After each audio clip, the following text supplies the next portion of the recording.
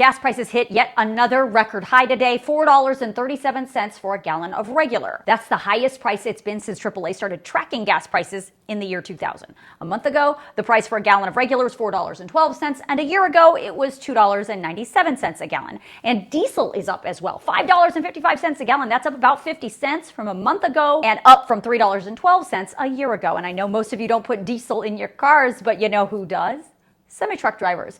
You know, the people who haul all the stuff that we buy at all the stores across the country, including grocery stores. So what's happening? Put simply, it's inflation. 8.5% to be exact. And how did we get here? Well, super low interest rates for more than a decade. Demand is up. Supply isn't keeping up and hasn't been able to since we've come out of the pandemic, not to mention international disruptions. This video is going to focus only on oil and gas, but that's just one piece of this huge problem.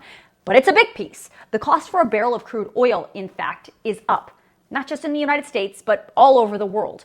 I've told you repeatedly, oil is a global commodity, and when it's disrupted in one part of the world, it impacts prices all over the world. But since last year, oil prices have been going up. I've covered it in several videos. And the fact is, Russia did not cause the spike in oil prices, but the disruption in the oil market that Russia is continuing to cause as a result of the war with Ukraine is not helping the situation. So what can a president do about gas prices? The fact is, not a lot.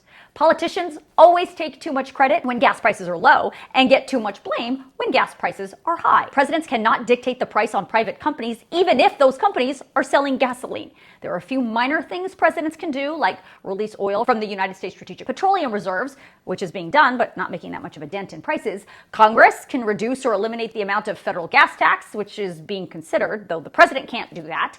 Presidents can open up drilling land leases on federally owned land so oil companies can actually drill, which has happened. 9,000 federal land leases are in the hands of oil companies, but they're just not drilling.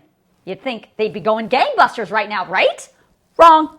Oil companies have not generally increased their production of oil for a while. Some say oil companies are trying to take advantage of the current situation by keeping their production steady and just raking in more money for the same amount of product so they can recoup the losses they experienced during the pandemic.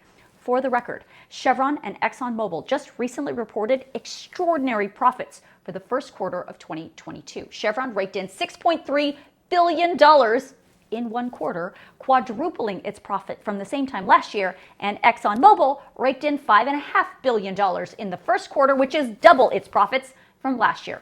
Oh, and executives at both Chevron and Exxon said they would be keeping their production flat for the time being.